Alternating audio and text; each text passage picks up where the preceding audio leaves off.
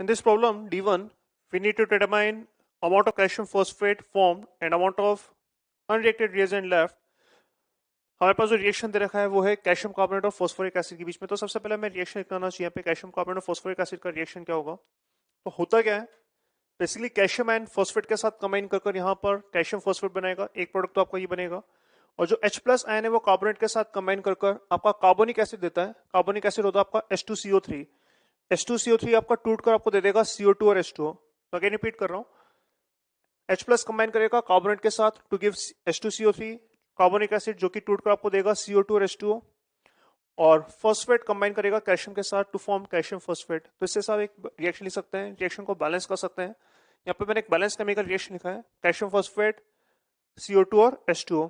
इसके बाद आपको जो डाटा दे रखा है उसके आप एनालाइज कर सकते हैं। 50 ग्राम 73.5 ग्राम, इसका ग्राम मोलर मास 100 होता है तो मोल्स आएंगे हाफ, इसका ग्राम मोलर मास 98 होता है तो मोल्स आएंगे आपके 3/4। तो सबसे पहले हम लोग आइडेंटिफाई कर लेते हैं कि LR कौन है। LR के लिए हम लोग moles upon stoichiometric coefficient compare करते हैं। तो मोल्स अपॉन स्टोइचोमेट्रिक कोएफिशिएंट जब कंपेयर करेंगे तो कैल्शियम कार्बोनेट का आएगा 1/6 विच इज 0.16 और फॉस्फोरिक एसिड का आएगा 3/8 विच इज 0.375। डेफिनेटली जो मिनिमम होता है वो आपका LR होगा, तो calcium carbonate will be LR। Calcium carbonate अगर LR है तो ये डिसाइड करेगा कि ये कितना बनेगा प्रोडक्ट। और आप देख सकते हैं स्टोइचोमेट्री से, अगर इसके 3 मोल कंज्यूम होंगे तो इसके 2 मोल कंज्यूम होंगे और इसका 1 मोल फॉर्म होगा। अगर इसका 1 मोल कंज्यूम होगा तो इसका 2/3 मोल कंज्यूम होगा और 1/3 फॉर्म होगा। तो इसका अगर हाफ मोल कंज्यूम हो रहा है तो इसका 1/3 कंज्यूम होगा और इसका 1/6 फॉर्म होगा। तो एक तो ये पूछा रहा था कि कैल्शियम फॉस्फेट फॉर्म कितना होगा, 1/6 मोल्स हो जाएंगे। और दूसरा पूछा रहा था कि फॉस्फोरिक एसिड जो कि ER होगा इसके कितने मोल्स बच जाएंगे। तो 3/4 मोल लेके चल रहे थे और 1/3 मोल अगर कंज्यूम हो रहे हैं तो सब्ट्रैक्ट कर आपको जो मोल्स लेफ्ट होंगे वो मिल जाएंगे विच इज 5/12। D2 प्रॉब्लम के अंदर कार्बन आपका क्लोरीन के साथ रिएक्ट कर आपको कार्बन टेट्राक्लोराइड दे रखा है, 36 ग्राम दे रखा है, इसका 142 ग्राम दे रखा है। आप मोल्स निकाल सकते हैं। सबसे पहले इसके मोल 3 आएंगे, इसके मोल्स आएंगे 2। LR अगर देखें मोल्स अपॉन स्टोइचोमेट्रिक कोएफिशिएंट से देख सकते हैं, मोल्स अपॉन स्टोइचोमेट्रिक कोएफिशिएंट 2/2 1 होगा और यहाँ पे 3/1 3 होगा। तो ऑफकोर्स ये 3 ज्यादा है, 2/2 1 ये कम है, मतलब मोल बाय स्टोइचोमेट्रिक कोएफिशिएंट अगर कम होगा तो ये आपका LR होगा। ऐसे भी देख सकते थे कि 2 मोल्स के लिए यहाँ पे 2 मोल्स के लिए 1 मोल रिक्वायर्ड है, जबकि 2 मोल्स के लिए यहाँ पे मोल्स गिवन कितने हैं 3, जितने रिक्वायर्ड है उससे ज्यादा है। तो कार्बन आपका एक्सेस होगा, क्लोरीन आपका LR होगा। क्लोरीन अगर एक बार LR होगा तो उससे हम लोग डिसाइड कर सकते हैं कि CCl4 कितना बनेगा। तो आप स्टोइचोमेट्री से देख सकते हैं कि अगर इसके 2 मोल कंज्यूम होंगे तो इसका 1 बनेगा और इसका 1 कंज्यूम होगा। और सिंस इसके 2 मोल्स ही हैं तो वाकई में इसके 2 मोल कंज्यूम होंगे, इसका 1 मोल फॉर्म होगा और इसका 1 मोल कंज्यूम होगा। अगर इसका 1 मोल फॉर्म होगा तो इसका वेट आ जाएगा 154 ग्राम जो पूछा गया था। इसके 1 मोल कंज्यूम होंगे आउट ऑफ 3, तो 3 से अगर 1 मोल कंज्यूम होगा तो 2 मोल बचेंगे और 2 मोल अगर बचेंगे तो इसका वेट आ जाएगा आपका 24 ग्राम। D3 के अंदर अगेन एक सिंपल सा रिएक्शन इसको आप बैलेंस कर सकते हैं। बैलेंस करने के बाद आप देखेंगे कि H2 और KO2 में से अगेन KO2 आपका LR आ जाएगा। क्यों? क्योंकि moles upon stoichiometric coefficient compare करना अपने को। तो मोल्स अपॉन स्टोइचोमेट्रिक कोएफिशिएंट जब H2 के लिए कंपेयर करेंगे तो H2 के लिए जाएगा ये 0.1 और KO2 के लिए आ जाएगा दिस इज 0.158 अपॉन 2 जो कि डेफिनेटली 0.1 से कम होगा। तो ये LR होगा और अगर ये LR होगा तो ये डिसाइड करेगा O2 कितना बनेगा। तो थ्रू 2 के करस्पॉन्डिंग 3/2 मोल्स, 1 के करस्पॉन्डिंग 3/4 मोल्स, 0.158 के करस्पॉन्डिंग 3/4 इंटू 0.158 मोल्स। इस तरह से आप आंसर निकाल सकते हैं। D4 भी सिमिलर प्रोफाइल का सवाल है। आपके पास एक वैलेंस केमिकल रिएक्शन है और आपसे पूछ रहा है कि V2S6 कितना बनेगा। तो अगेन दोनों के 2-2 मोल दे रखे हैं और आप देख सकते हैं कि मोल बाय स्टोइचोमेट्रिक कोएफिशिएंट करेंगे तो BF3 के लिए ये रेशियो मिनिमम आएगा, मतलब ये LR है और ये LR है तो ये डिसाइड करेगा V2S6 कितना बनेगा। तो आप देख सकते हैं 8 से आपका 1 मोल बन रहा था, 1 से 1/8 बनेगा और 2 से आपका 1/4 मोल बन जाएगा। तो सिंपल सा कॉन्सेप्ट है, रिएक्शन बैलेंस करना है और फिर स्टोइचोमेट्री लगाते हुए आप सारे आंसर निकाल सकते हैं। एक्सरसाइज 1 पार्ट 2 सेक्शन डी के अंदर D1 प्रॉब्लम की अगर बात करें अपने को, यहाँ पर जिंक आयरन और सल्फर मिलकर ZnFeS2 बना रहे हैं। इससे हम लोग रिएक्शन को लिख सकते हैं। आपको इनिशियल मोल्स गिवन है जिंक के, आयरन के, सल्फर के और आपसे पूरा पूछा रहा है कि ZnFeS2 के मोल्स कितने बनेंगे। तो अगेन आप LR निकाल सकते हैं। LR निकालने के लिए आपको मोल्स अपॉन स्टोइचोमेट्रिक कोएफिशिएंट करना है। तो जिंक के लिए आएगा 2, आयरन के लिए आएगा 3 और सल्फर के लिए आएगा 2.5। जिंक के लिए मिनिमम है, ये LR होगा। तो अगर जिंक आपका LR होगा तो ये डिसाइड करेगा कि ये कितना बनेगा।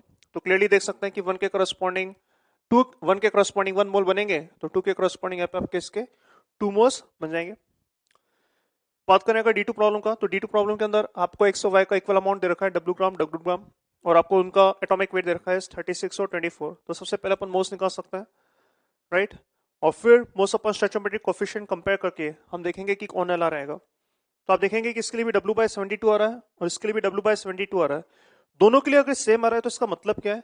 जब ये दोनों सेम आते हैं इसका मतलब ये इस तरीके से ले रखे हैं कि दोनों साइमल्टेनियसली कंज्यूम हो जाएंगे। तो जब ये खत्म होगा तो ये भी खत्म हो जाएगा, और जब दोनों साइमल्टेनियसली खत्म होते हैं, एक साथ खत्म होते हैं, तो हम बोलते हैं कि इसमें कोई भी एलआर नहीं होगा। एलआर तब डिफाइन होता है जब एक रिएक्टेंट कंज्यूम हो जाए और दूसरा रिएक्टेंट बचा रह जाए। अगर दोनों साइमल्टेनियसली कंज्यूम हो रहे हैं तो इसमें हम लोग एलआर डिफाइन नहीं करेंगे। तो हम बोल सकते हैं कि इसके अंदर कोई भी रिएक्टेंट लेफ्ट ओवर नहीं होगा, कोई एलआर नहीं होगा। और ये कितना बनेगा? तो अगर ये डब्ल्यू ग्राम है, ये डब्ल्यू ग्राम है, इनिशियल मास आपका 2 डब्ल्यू ग्राम है, और ये दोनों खत्म हो रहे हैं, तो फाइनल मास भी 2 डब्ल्यू ग्राम होगा, और फाइनल मास इसी का होगा क्योंकि दोनों तो खत्म हो चुके हैं। तो फाइनल मास इसी का होगा और वो वेट आपका 2 डब्ल्यू ग्राम होगा वाया मास कंजर्वेशन। तो हम बोल सकते हैं कि कोई भी एलआर नहीं होगा और 2 W will be the final mass. बात करते हैं अपन D3 प्रॉब्लम का। अगेन एक बहुत ही सिंपल सवाल है। सल्फ्यूरिक एसिड आपको कंबाइन कर रहा है कैल्शियम हाइड्रोक्साइड के साथ। ऑफ कोर्स आपको यहाँ पे कैल्शियम सल्फेट और पानी मिलेगा। सिंपल एक न्यूट्रलाइजेशन है। 1:1 के रेशियो में कंबाइन करेंगे, तो अगर ये 0.2 मोल है तो इसके 0.2 मोल के साथ कंबाइन करेंगे। 0.2 से ज्यादा है तो ये एक्सेस होगा, ये आपका एलआर होगा। मोल अपॉन स्टोइचोमेट्रिक कोएफिशिएंट से भी कंपेयर कर सकते हैं। तो अगर ये एलआर है तो ये डिसाइड करेगा कि ये कितना बनेगा। तो 1 के करस्पॉन्डिंग 1, 0.2 के करस्पॉन्डिंग 0.2 मोल्स। D4 के अंदर आपको बोला जा रहा है कि हाफ मोल ऑक्सीजन कंबाइन कर रहा है एल्यूमिनियम के साथ टू फॉर्म एल्यूमिनियम ऑक्साइड। तो आप रिएक्शन लिख सकते हैं। आपको दे रखा है कि ऑक्सीजन के हाफ मोल्स है। आप देख सकते हैं यहाँ पे 3/2 मोल के करस्पॉन्डिंग 2 मोल कंज्यूम होते हैं, तो हाफ के करस्पॉन्डिंग 2/3 मोल कंज्यूम होते हैं। मोल्स ऑफ एल्यूमिनियम आ गया तो ग्राम मास मल्टीप्लाई कर आप वेट भी निकाल सकते हैं। D5 के अंदर अगेन आपके पास एक बैलेंस केमिकल रिएक्शन, आपके पास एक केमिकल रिएक्शन है जिसको आप बैलेंस कर सकते हैं। जैसे यहाँ पे सल्फर 3 था तो यहाँ पे 3 सेल लगाकर सल्फर बैलेंस कर सकते थे। ऑक्सीजन आएंगे 10 + 6 16, 8 लगाकर आप ऑक्सीजन बैलेंस कर सकते थे।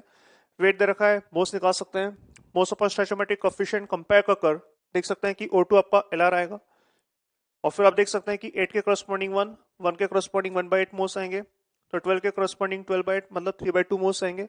ग्राम मोल मास इसका 284 होता है, तो मोल्स को ग्राम मोल मास से मल्टीप्लाई कर आप वेट भी निकाल सकते हैं। बात करें अगर D6 प्रॉब्लम के अंदर मैग्नीशियम अमोनिया के साथ कंबाइन कर मैग्नीशियम नाइट्राइड और हाइड्रोजन दे रहा है। अगेन रिएक्शन बैलेंस कर सकते हैं। मैग्नीशियम के लिए 3 लगा सकते हैं, नाइट्रोजन के लिए 2 लगा सकते हैं, और हाइड्रोजन में पे 3 लगाकर रिएक्शन आप बैलेंस कर सकते हैं। अगेन आपको वेट दे रखे हैं, आप मोल्स निकाल सकते हैं और मोल्स अपॉन स्टोइचोमेट्रिक कोएफिशिएंट करके कंपेयर कर सकते हैं। तो आप पाएंगे कि मैग्नीशियम आपका एलआर है, तो 3 के करस्पॉन्डिंग 1 मोल चाहिए, 1 के करस्पॉन्डिंग 1/3। तो इसके अगर 2 मोल्स है तो 2 मोल्स के करस्पॉन्डिंग 3 के करस्पॉन्डिंग 1 मोल बनेगा, 1 से 1/3 बनेगा, तो 2 के करस्पॉन्डिंग 2/3 मोल्स इसके बन जाएंगे। ग्राम मोल मास आपका 100 है, तो वेट आ जाएगा आपका 200/3 ग्राम। ये सेक्शन डी था। सेक्शन ई में हमने E2, E3, E4 डिस्कस करना था। तो E2 के अंदर कैल्शियम कार्बन डिकम्पोज कर कैल्शियम ऑक्साइड और CO2 गैस दे रहा है, और ये CO2 आपका बेसिकली कंबाइन करेगा किसके साथ? सोडियम कार्बोनेट के साथ कंबाइन कर आपको सोडियम बाइकार्बोनेट देगा। तो आपसे पूछा है कि इसका कितना वेट डिकम्पोज करें ताकि आपको इनफ CO2 मिल जाए, ताकि वो 21.2 kg सोडियम कार्बोनेट के साथ रिएक्ट कर सके। तो 21.2 kg अगर सोडियम कार्बोनेट है तो आप मोल्स निकाल सकते हैं। इंटू 1000 कर वेट इन ग्राम आ जाएगा, अपॉन ग्राम मोल मास इसका 106 होता है, डिवाइड कर आप मोल्स निकाल सकते हैं। तो आप पाएंगे इसके 200 मोल है। तो अगर सोडियम कार्बोनेट के 200 मोल है, 1:1 का रेशियो है, तो जो CO2 के मोल्स रिक्वायर्ड होंगे ये भी 200 होंगे। और अगर CO2 के 200 मोल रिक्वायर्ड हैं तो आप देख सकते हैं ये भी 1:1 का रेशियो है, तो कैल्शियम कार्बोनेट के जो मोल्स रिक्वायर्ड होंगे वो भी 200 मोल्स होंगे। कैल्शियम कार्बोनेट का अगर मोल्स आ चुका है तो आप इसका वेट भी निकाल सकते हैं। वेट कैसे निकालेंगे? 200 into gram mole mass which is 100, इतना ग्राम। आप चाहे तो इसको केजी में भी कन्वर्ट कर सकते हैं। E3 प्रॉब्लम की बात करें, it's an example of sequential reactions, जहां पे आपको 3 सीक्वेंशियल रिएक्शंस दे रखी है एक के बाद एक, और आपसे पूछ रहा है कि कितना मेटल कंज्यूम होगा ताकि 206 ग्राम NX बनाया जा सके। कितना मेटल कंज्यूम होगा ताकि 206 ग्राम NX बनाया जा सके? तो सबसे पहले रिएक्शन को बैलेंस करना होता है। पहले रिएक्शन बैलेंस है, सेकंड भी बैलेंस है, थर्ड बैलेंस नहीं है। बैलेंस करने के लिए यहाँ पे 8x है तो यहाँ पे 8 लगा सकते हैं। फिर यहाँ पे 3 मेटल है, ऑलरेडी 3 है, ठीक है, ये बैलेंस हो चुका है। कार्बन बैलेंस करने के लिए, अच्छा N को बैलेंस करने के लिए आप अगर 8 है तो यहाँ पे आप 4 लगा सकते हैं, तो N बैलेंस हो चुका है। कार्बन बैलेंस करने के लिए यहाँ पे 4 है तो यहाँ पे 4 लगा सकते हैं। तो N, X और C ऑलरेडी बैलेंस हो चुके हैं, तो ऑक्सीजन भी बैलेंस हो ही चुका होगा। यहाँ पे आप देख सकते हैं 12 है, 8 + 4 12, तो रिएक्शन आपका बैलेंस है। NX का आपका अमाउंट दे रखा है कितना, 206 ग्राम। इसका पहले ग्राम मोलर मास निकाल लेते हैं। ग्राम मोलर मास X का आपको 80 दे रखा है, 23 रखा है, तो इसका ग्राम मोलर मास 103 है। तो इसके करस्पॉन्डिंग जब मोल्स निकालेंगे तो जाएगा 206 अपॉन 103, दैट इज 2 मोल्स। तो हमें एक्चुअली 2 मोल्स बनाने हैं NX के, और आपसे पूछा रहा है कि इसके करस्पॉन्डिंग कितना मेटल लगेगा। एक काम कर लेते हैं, मेटल के मान लेते हैं कि A मोल्स है। तो आप देख सकते हैं 1:1 का रिएक्शन है, तो A के करस्पॉन्डिंग आपको यहाँ पे A मोल्स मिल जाएंगे MX2 के, और ये MX2 आपका यहाँ पे यूज होगा, तो इसके A मोल्स हैं। M3X8 कितना बनेगा, तो 3 के करस्पॉन्डिंग 1, ध्यान से देखना, 3 के करस्पॉन्डिंग 1, 1 के करस्पॉन्डिंग 1/3, तो A के करस्पॉन्डिंग आपको यहाँ पर A/3 इतने मोल्स मिल जाएंगे। यूनिटरी मेथड होता है 3 से 1, 1 से 1/3, तो A के करस्पॉन्डिंग A/3, तो A/3 मोल्स मिलेंगे आपको M3X8 के। और इससे आप देख सकते हैं कि ये कितना होगा, तो अगर यहाँ पे 1 मोल होता तो 1 के करस्पॉन्डिंग 8 मोल मिल जाता, तो A/3 के करस्पॉन्डिंग आपको यहाँ पे जो मोल्स मिलेंगे ये हो जाएंगे आपके 8A/3 मोल्स, इतने मोल्स, और ये मोल्स आपको दे रखे हैं एज 2। यहाँ पे सिंप्लीफाई कर सकते हैं आप, ये हो जाएगा आपका 6/8, तो ऐसे आ जाएगा आपका A विल बी 6/8 या 3/4। तो ये जो M होगा इसके मोल्स आ गए आपके पास 3/4, और इसका ग्राम एटॉमिक मास आपको दे रखा है 56, तो आप इसके वेट भी निकाल सकते हैं। तो वेट हो जाएगा आपका 3/4 into 56, which is 14 into 3, 42 gram, that will be the correct answer। ये E3 था। E4 एग्जैक्टली ये सवाल हम लोगों ने एज इलस्ट्रेशन क्लास नोट्स में ले रखा है, तो आप वहां पे क्लास नोट से रेफर कर सकते हैं। तो that was about section D and section E. In problem 5, 10 gram silver reacts with 1 gram sulfur to give Ag2S। तो रिएक्शन लिख लेते हैं। सिल्वर सल्फर के साथ कंबाइन कर रहा है और आपको दे रहा है Ag2S। हमसे पूछा रहा है कि Ag2S का मास कितना बनेगा। तो सबसे पहले इस रिएक्शन को बैलेंस कर लेते हैं। सल्फर बैलेंस है, सिल्वर ऐसे बैलेंस हो जाएगा। आपको यहाँ पर T = 0 पर वेट दे रखा है, और वेट के करस्पॉन्डिंग में मोल्स भी निकाल सकता हूँ। इसका वेट दे रखा है 1 ग्राम, ग्राम मोलर मास 32 होता है, तो 1/32 इसके मोल्स हो जाएंगे। सिल्वर की अगर बात करें तो इसका वेट दे रखा है 10/108 कर आपको इसका मोल्स मिल जाएगा। तो एक सिंपल सा सवाल है लिमिटिंग रिएजेंट का, जिसमें हमें आइडेंटिफाई करना है कि सबसे पहले कि कौन आपका LR होगा। तो भाई LR कैसे आइडेंटिफाई करते हैं, मोल्स अपॉन स्टोइचियोमेट्रिक कोएफिशिएंट। तो मोल्स अपॉन स्टोइचियोमेट्रिक कोएफिशिएंट करेंगे तो ये आ जाएगा आपका 1/32, जबकि यहाँ पे अगर अपन मोल्स अपॉन स्टोइचियोमेट्रिक कोएफिशिएंट करेंगे तो जाएगा आपका 10/108 अपॉन 2, तो 10/208, 10/208 मतलब बेसिकली 1/20 के आसपास, और ये 1/32 के आसपास। डेफिनेटली आपका सल्फर ही एक छोटा नंबर आएगा, और ये अगर है तो ये आपका LR होगा। मोल्स अपॉन स्टोइचियोमेट्रिक कोएफिशिएंट कैलकुलेट करके कंपेयर कर रहे हैं, ये छोटा नंबर आ रहा है तो ये आपका LR होगा। और अगर ये LR होगा तो ये डिसाइड करेगा कि कितने मोल्स सिल्वर सल्फाइड के बनेंगे। तो सिंपल सा देख सकते हैं, 1 के करस्पॉन्डिंग 1, तो 1/32 मोल्स के करस्पॉन्डिंग इसके जो मोल्स बनेंगे वो भी 1/32 बनेंगे। ये इसके मोल्स बन चुके हैं, तो आप इसका वेट भी निकाल सकते हैं। इसका अगर ग्राम मोलर मास देखा जाए तो सिल्वर का 108 होता है, तो 216 प्लस 32, तो 216 plus 32 that will simplify to 248। तो भाई इसका जो वेट हो जाएगा वो जाएगा आपका 1/32 इंटू 248 ग्राम्स। इसको सिंप्लीफाई करके अपन आंसर निकाल सकते हैं। 8 पॉइंट समथिंग इसका आंसर आएगा, 7 point something. In 7th problem, we have been given a mixture of SO2, O2, which is passed over catalyst, and 8 moles of SO3 are formed. तो सबसे पहले रिएक्शन लिख लेते हैं। SO2 O2 के साथ कंबाइन कर आपको SO3 बनाएगा, ये आपका बैलेंस रिएक्शन होगा। T = 0 पर आपको दे रखा है कि SO2 के मोल्स हैं 10, O2 के मोल्स हैं 15, और फाइनली आपको दे रखा है कि 8 मोल SO3 बनेगा। तो हमसे पूछा है कि कितना मोल्स SO2 और O2 का रिएक्शन में पार्टिसिपेट नहीं करेगा। भाई हम देख सकते हैं कि अगर इसका 1 मोल रिएक्ट करता है तो इसका 2 मोल रिएक्ट करेगा, और इसका 2 मोल फॉर्म होगा। ये स्टोइचियोमेट्री से बोल सकते हैं। ध्यान से देखना मैं क्या बोल रहा हूँ। इसके 2 मोल कंज्यूम होंगे तो इसका 1 मोल कंज्यूम होगा और इसका 2 मोल फॉर्म होगा।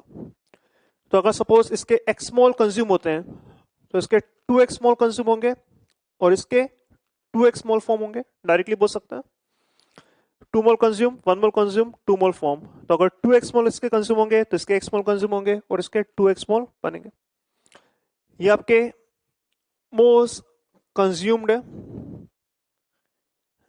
these are moles consumed and these are the moles formed। तो अगर सपोज मैं किसी भी टाइम t पर t पर मोल्स लिखना चाहूं तो भाई 15 मोल्स लेके चल रहे थे और x मोल अगर कंज्यूम हो चुके हैं, 15 में से x मोल अगर रिएक्ट कर चुके हैं तो किसी भी टाइम t पर O2 के मोल्स होंगे कितने? 15 माइनस 6। 15 मोल थे, x मोल खत्म हो चुके हैं, बचेंगे कितने? 15 माइनस 6। इसके 10 मोल थे, 2x मोल कंज्यूम हो चुके हैं, बचेंगे कितने? 10 माइनस 2x। क्लियर है? 10 मोल लेके चले थे, 2x मोल कंज्यूम होंगे, बचेंगे 10 माइनस 2x। और इसके बनेंगे कितने?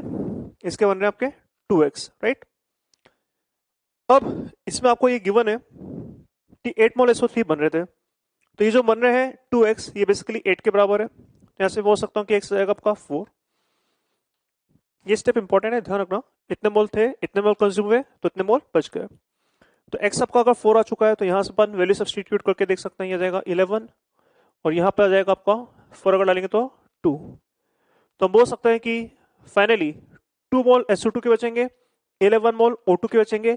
ये वो मोल है जो रिएक्शन में पार्टिसिपेट आपके नहीं कर रहे होंगे। तो correct answer will be A। In 9th problem we have been given 1 mole iron and 0.65 moles O2। तो इसके 0.65 मोल्स हैं और इसके मोल्स हैं आपका 1 मोल। और ये आपस में कंप्लीटली रिएक्ट कर कर आपको एक मिक्सचर दे रहा है। इस मिक्सचर में हमारे पास आयरन ऑक्साइड भी है FeO, फेरस ऑक्साइड और फेरिक ऑक्साइड भी है विच इज Fe2O3। और हमसे पूछा रहा है कि इनके मोल्स रेशियो क्या होंगे, फेरस ऑक्साइड और फेरिक ऑक्साइड के। तो मान लेते हैं कि इसके A मोल्स हैं और इसके B मोल्स हैं। तो हमसे पूछा रहा है कि A/B इसका वैल्यू क्या होगा। आपको ये दे रखा है कि आयरन और O2 कंप्लीटली रिएक्ट कर रहे हैं। तो इससे के सवालों को करने का सबसे आसान तरीका होता है POSC। हम बोल सकते हैं कि सारा का सारा आयरन और ऑक्सीजन इस फॉर्म में कन्वर्ट हो रहा है। तो आयरन के जितने मोल्स इनिशियली होंगे, आयरन के उतने मोल फाइनली होंगे। ऑक्सीजन के जितने मोल्स इनिशियली होंगे, ऑक्सीजन एटम के उतने मोल फाइनली होंगे। तो अगर POSC अप्लाई करें अपन आयरन के ऊपर, तो इनिशियल मोल्स ऑफ आयरन हम बोल सकते हैं initial moles of iron will be same as final moles of iron. तो इनिशियल मोल्स ऑफ आयरन कितना दे रखा है? ऑलरेडी दे रखा है हमें 1 मोल। यहां पर अगर इसके A मोल्स है तो A मोल्स के करस्पॉन्डिंग आयरन के भी A मोल्स रहेंगे। 1 के करस्पॉन्डिंग 1 तो A के करस्पॉन्डिंग A मोल आयरन के यहां से आएंगे। और यहां पर अगर 1 मोल होता तो आयरन के मोल्स 2 होते। तो 1 के करस्पॉन्डिंग अगर 2 होगा तो B के करस्पॉन्डिंग यहाँ पे मोल्स रहेंगे 2B। आई होप क्लियर होगा। यहाँ पे 1 के करस्पॉन्डिंग 1, A के करस्पॉन्डिंग A, 1 के करस्पॉन्डिंग 2 तो B के करस्पॉन्डिंग यहाँ पे 2B मोल्स होंगे। एक ही क्वेश्चन ही आएगा। सिमिलरली अगर मैं POSC अप्लाई करूं ऑक्सीजन एटम के ऊपर, तो moles of oxygen atom initially जितने होंगे, moles of oxygen atom finally उतने ही होंगे। तो मोल्स ऑफ ऑक्सीजन एटम आप इनिशियली अगर देखें तो 0.65 तो इसके O2 के मोल्स हैं। तो 0.65 इंटू 2, क्योंकि ऑक्सीजन एटम की बात हो रही है। यहां पर अगर इसके A मोल्स हैं, ऑक्सीजन आपका इसमें दोनों में कन्वर्ट हो रहा है। अगर इसके A मोल्स हैं तो FeO के अगर 1 मोल होते हैं तो ऑक्सीजन के 1 मोल होते हैं। अगर इसके A मोल्स हैं तो यहां से ऑक्सीजन एटम आपका N2 आ जाएगा। और Fe2O3 की बात करें, अगर इसका 1 मोल होता तो ऑक्सीजन के मोल्स होते 3, तो B के करस्पॉन्डिंग यहाँ पे मोल्स रहेंगे B/3। सिंपल POSC अपन काफी सारे एग्जांपल ले चुके हैं क्लास में, रजिस्ट्रेशन में देख सकते हैं। तो ये रहेगा 1.3 equals to A plus 3B। तो एक क्वेश्चन है, इनफैक्ट आप इजीली सॉल्व कर सकते हैं। सेकंड में से अगर फर्स्ट को सब्ट्रैक्ट करें तो सेकंड में से फर्स्ट को सब्ट्रैक्ट करने पर आप क्लियरली बोल सकते हैं कि B आ जाएगा आपका 0.3 और अगर B 0.3 है तो A हो जाएगा आपका 0.4 और अगर 0.3 है तो A/B का रेशियो जाएगा आपका 4/3। ये आपका फाइनल आंसर होना चाहिए। In third problem we need to determine maximum mass of calcium chloride produced when 2.4 into 10 to the power 24 atoms chlorine is taken with 96 liter chlorine at particular pressure and temperature. तो basically हमारे पास calcium है, chlorine है और ये combine कर कर calcium chloride बना रहे हैं. तो हमसे पूछा रहा है कि कैल्शियम क्लोराइड का अमाउंट कितना बनेगा. हमें कैल्शियम का अमाउंट भी दे रखा है, हमें क्लोरीन का अमाउंट भी दे रखा है. अगर आप देखें कैल्शियम का अमाउंट आपको दे रखा है एज 2.4 इंटू 10 पर 24 एटम्स. तो यहाँ से मैं इसके मोल्स निकाल सकता हूँ. ये आएगा 24 इंटू 10 पर 23. This are the number of atoms upon Na. 6 into 10 पर 23. तो number of atoms upon Na करके आप देख सकते हैं कि मोल्स ऑफ कैल्शियम ये तो जाएंगे भाई 4. और क्लोरीन के मोल्स हम लोग निकाल सकते हैं PV इक्वल्स टू RT से. राइट, यहाँ पे प्रेशर आपको दे रखा है कितना. तो प्रेशर आपको दे रखा है एज 380 mm ऑफ मरकरी, जिसको हम लोग 760 से डिवाइड कर कर बोल सकते हैं कि this is 380 upon 760, that is half ATM. Volume has been given as 96 litres. तो अगर वैल्यू सब्स्टिट्यूट करें तो this is half, this is 96, this is 0.08 which is 8 by 100 into 27 degree centigrade. आपको दे रखा है temperature which is actually 300 Kelvin. तो into 300 कर सकते हैं अपन, ये कैंसल आउट हो जाएगा और 24 अपॉन 96 अपॉन 24 हो जाएगा 4 by हाफ, ये हो जाएगा 2. इवेंचुअली 2 मोल्स देंगे. तो ऊपर लिख रहा हूँ मैं इसके, तो इसके मोल्स है भाई 4 और इसके मोल्स अपने पास 2. 1:1 का रेशियो है, तो जिसके मोल्स कम होंगे वही आपका LR होगा. तो आप देख सकते हैं कि क्लोरीन ही आपका LR होगा. और अगर इसके 2 मोल्स हैं तो इसके 2 मोल्स के करस्पॉन्डिंग इसके भी 2 मोल्स बनेंगे. अगेन 1:1 का रेशियो है, तो हम बोल सकते हैं कि जो मोल्स ऑफ कैल्शियम क्लोराइड होंगे ये हो जाएंगे 2 और इसके करस्पॉन्डिंग इसका जो वेट आएगा कैल्शियम क्लोराइड का ये हो जाएगा आपका 2 into gram molar mass which is 111, that will be 222 gram. That will be the final answer of this problem. Next हम बात करते हैं छठे सवाल का. तो छठे सवाल के अंदर a fluorine dispersion plant was constructed to carry out the reaction. आपके पास बेसिकली सीक्वेंशियल रिएक्शंस हैं. रिएक्शंस लिख देता हूं मैं. फ्लोरीन NH के साथ कंबाइन कर रहा है और कंबाइन कर आपको half O2 to NaF along with H2 दे रहा है. राइट, और फिर यही NaF जो आपका फर्स्ट पार्ट में बना है ये रिएक्ट कर रहा है कैल्शियम ऑक्साइड के साथ और कैल्शियम ऑक्साइड के साथ रिएक्ट कर कर ये बना रहा है कैल्शियम फ्लोराइड और NaOH.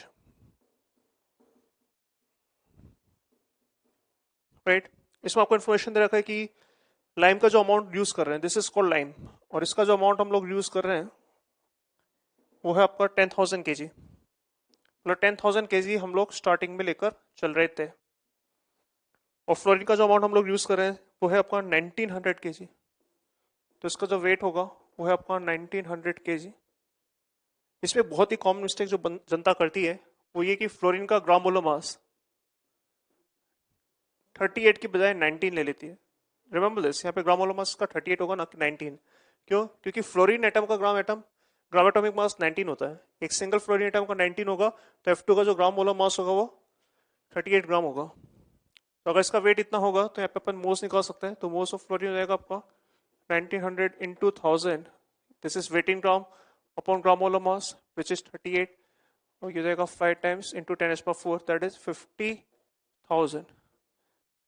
तो 50,000 मोल्स से हम लोग स्टार्ट कर रहे हैं ऑफ फ्लोरीन. और ये 50,000 मोल्स ऑफ फ्लोरीन आपका कितने मोल्स NF देगा. तो आप देख सकते हैं 1:2 का रेशियो है, तो 1 मोल से 2 मोल्स बनेंगे. तो 50,000 के करस्पॉन्डिंग यहाँ पे आपको बन जाएंगे 100,000 या 1 लाख मोल्स मिलेंगे आपको NF के. और ये जो NF आपका जनरेट हो रहा है फर्स्ट रिएक्शन के अंदर, यही NF हम लोग यूज करेंगे as a product, sorry as a reactant in second reaction. तो जो NF यहाँ पे बन रहा है वही NF आपको यहाँ पे यूज होगा. तो NF की जो मोल्स है वो आपके 100,000 है.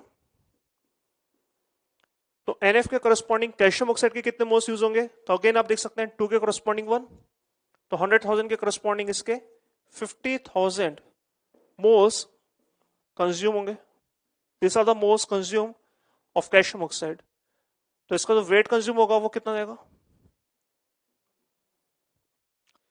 तो मोस्ट अगर 50,000 है तो 50,000 into gram molar mass of calcium oxide which is 56,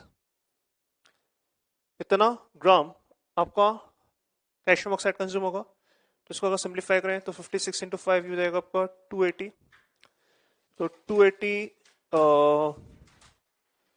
2800 grams. इसको अगर थोड़ा सिंप्लीफाई करें तो दिस इज 2800 इतना किलोग्राम, इतना केजी कैल्शियम ऑक्साइड आपका कंज्यूम हो रहा है। ये वो अमाउंट है कैल्शियम ऑक्साइड का जो कंज्यूम हो रहा है। और हम लोग लेके कितने चल रहे थे? 10,000 केजी। तो आउट ऑफ 10,000 केजी आपका 2800 केजी इतना यूज हो रहा है। आपसे पूछा रहा है कि कितना परसेंटेज यूटिलाइजेशन होगा। तो कितना परसेंटेज यूटिलाइजेशन होगा? तो परसेंटेज यूटिलाइजेशन होगा आपका वेट यूज या consume upon weight taken into 100। तो कितना वेट यूज हुआ? 2800 किलोग्राम यूज हुआ और 10,000 किलोग्राम हम लोग लेके चल रहे थे इनटू 100। सिंप्लीफाई करेंगे तो यहां से जाएगा आपका 28%। तो हम बोल सकते हैं कि हम बोल सकते हैं कि 28% क्लाइम आपका इसके अंदर यूटिलाइज होगा। In problem number 9 basically we need to determine some of oxidation number. तो हमारे पास यहाँ पे दो एलिमेंट्स हैं, दो कंपाउंड हैं। One is CO2, another is कौन सा है? K2MnO4।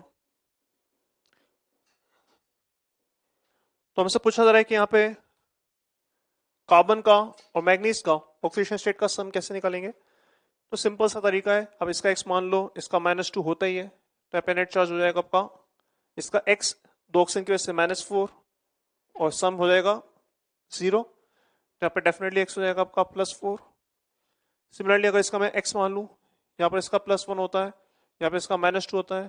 तो अगर सम ऑफ ऑक्सीडेशन स्टेट देखें तो दो ऑक्सीजन या दो पोटेशियम के करस्पॉन्डिंग +2, इसकी वजह से चार्ज आएगा x और चार ऑक्सीजन के करस्पॉन्डिंग चार्ज आएगा -8 और ये हो गया 0। तो यहाँ से x आएगा आपका +6।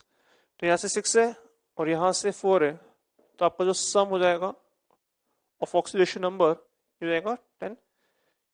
तो यही इसके अंदर पूछा रहा था। ऐसे ही सवाल आपका 10th में भी है। 10th में हमारे पास दो कंपाउंड है, peroxy monosulphate acid and sodium thiosulphate. तो पहले सोडियम थाइसल्फेट की बात करें, Na2H2O3। तो इसमें आपको अगेन एवरी ऑक्सीडेशन स्टेट निकालना है सल्फर का। तो अपन मान लेते हैं कि x है, ऑक्सीजन पे -2 चार्ज होगा, सोडियम पे +1 चार्ज होगा, तो सम ऑफ ऑक्सीडेशन नंबर 0 होना चाहिए। तो सिग्मा ON या सम ऑफ ऑक्सीडेशन नंबर 0 करें तो हम बोल सकते हैं कि यहाँ पे दो एटम की वजह से नेट चार्ज आएगा 2, दो एटम की वजह से यहाँ पे नेट चार्ज आएगा 2x प्लस इसकी वजह से चार्ज आ जाएगा -6 और ये जाएगा 0। तो सिंप्लीफाई करने पे आप देख सकते हैं कि यहाँ पर x जाएगा आपका +2, राइट। दूसरा कंपाउंड आपको दे रखा था peroxy monosulphuric acid which is H2SO5। अगर यहां पर देखें, इस पे अपन +x माने, हाइड्रोजन का +1 होता है, ऑक्सीजन का -2 होगा। और अगर अपन सिग्मा ऑफ ऑक्सीडेशन नंबर को 0 करें या नेट चार्ज को 0 करें तो दो हाइड्रोजन एटम के करस्पॉन्डिंग यहाँ पे नेट चार्ज जाएगा 2 सल्फर का x और 5 ऑक्सीजन के करस्पॉन्डिंग हो जाएगा -10, शुड बी 0। अगर सिंप्लीफाई करेंगे तो यहाँ पे x +8 आएगा, पर क्या प्रैक्टिकली पॉसिबल है?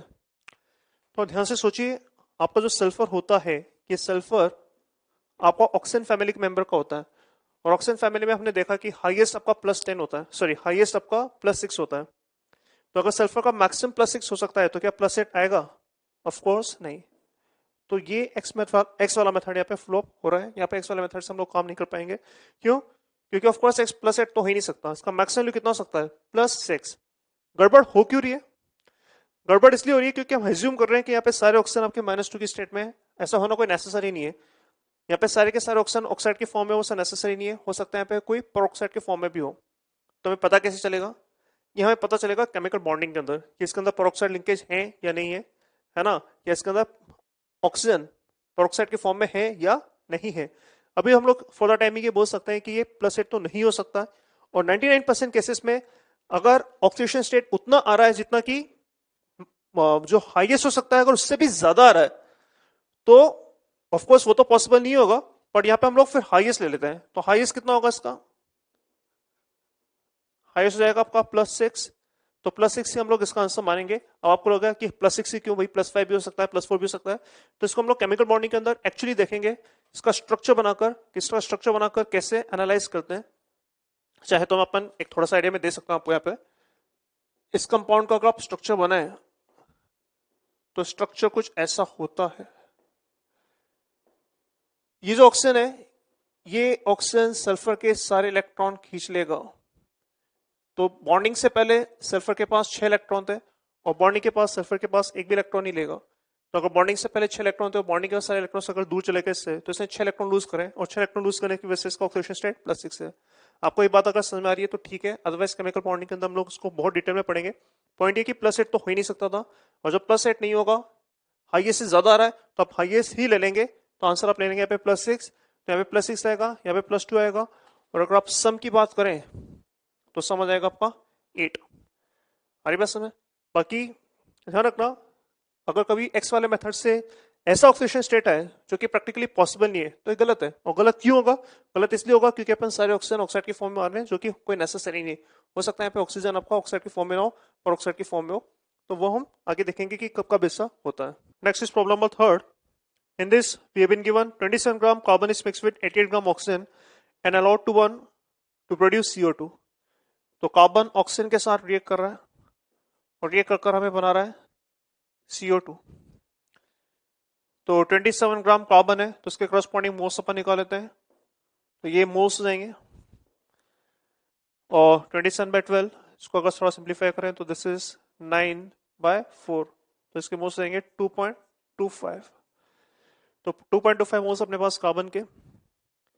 ऑक्सीजन के मोल्स की अगर बात करें तो 88 ग्राम ऑक्सीजन है अपने पास, तो 88/32 इसका ग्राम मोलर मास होता है। तो सिंप्लीफाई अगर करेंगे 8 से अगर डिवाइड करें तो 11/4, 4/11, तो 4/11 हो जाएगा बेसिकली अपने पास 2.75।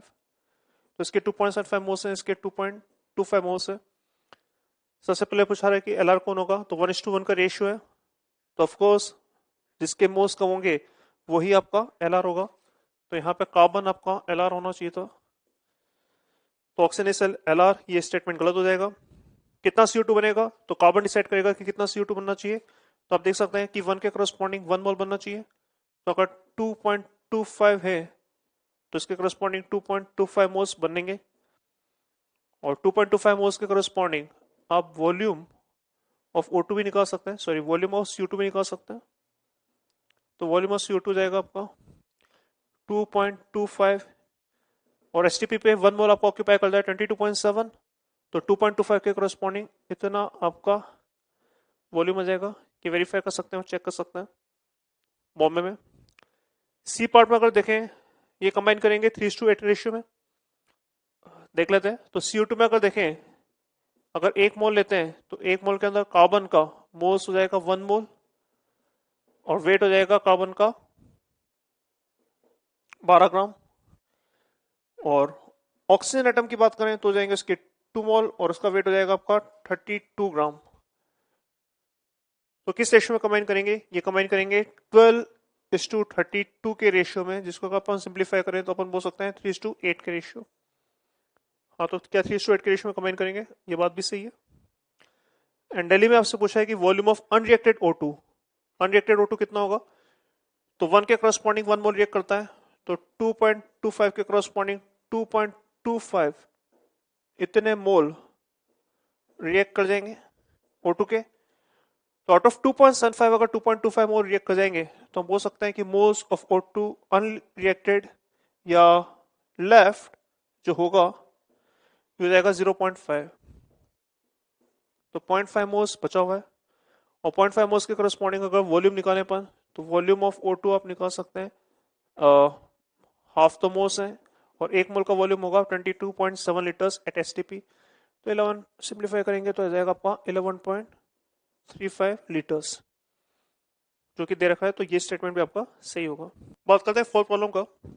इन fourth problem the density of air is given at STP. तो density of air has been given as 0. Sorry, this is 0.001293 gram per centimetre cube, और वी कैन से इतना ग्राम पर ml, राइट, एट एसटीपी। तो हमसे पूछा रहा है कि वेपर डेंसिटी कितना होगा, मॉलिक्यूलर वेट कितना होगा, एंड सो ऑन। तो बेसिकली सबसे पहले हम लोग निकालते हैं मॉलिक्यूलर वेट कितना होगा। अगर कंडीशन एसटीपी है तो हम बोल सकते हैं कि देखो होता क्या है, अगर कंडीशन एसटीपी होगा तो 1 मोल के करस्पॉन्डिंग जो वॉल्यूम होगा वो 22.7 लीटर्स होता है। तो हम बोल सकते हैं, यहाँ पे अपन बोल सकते हैं कि भाई अगर डेंसिटी ये है तो 1 सेंटीमीटर क्यूब के करस्पॉन्डिंग जो वेट होगा वो होगा आपका 0.001293 इतना ग्राम, ये आपका वेट होगा। डेंसिटी अगर इतना है तो अपन बोल सकते हैं कि 1 सेंटीमीटर क्यूब के करस्पॉन्डिंग इतना होगा, या इसको हम बोल सकते हैं कि 1 ml के करस्पॉन्डिंग आपका इतना वेट होगा। तो अगर 1 ml के करस्पॉन्डिंग इतना वेट होगा तो 22700 इतना ml, जो कि बेसिकली आपका 22.7 लीटर्स ही है, इसके करस्पॉन्डिंग वेट कितना आएगा? तो इसके करस्पॉन्डिंग वेट आएगा आपका 22700 इंटू 0.001293 इतना ग्राम्स, राइट। तो इतना वेट आ जाएगा आपका। और ये जो वेट आएगा इसको सिंप्लीफाई कर लेंगे, ये जो भी वेट आएगा इसी को मैं बोल सकता हूँ कि ये आपका ग्राम मोलर मास होगा। वाई? क्योंकि 22.7 लीटर्स एट एसटीपी का मतलब ये होता है कि हम यहाँ पे बात कर रहे हैं 1 मोल का, तो 1 मोल का जो वेट होगा वो आपका ग्राम मोलर मास जाएगा। तो ग्राम मोलर मास आप इससे निकाल सकते हैं। और अगर वेपर डेंसिटी की बात करें तो वेपर डेंसिटी जो होता है इसको हम लोग बोल सकते हैं एज मोलिकुलर मास अपॉन 2।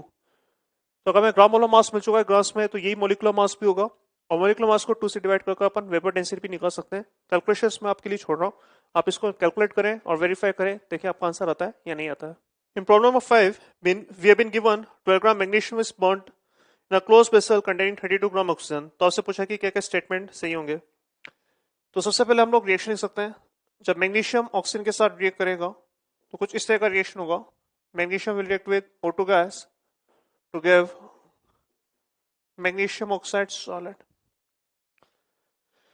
तो यहां पर T = 0 पर आपको दे रखा है कि इसका वेट दे रखा है 12 ग्राम और इसका वेट दे रखा है आपको 32 ग्राम।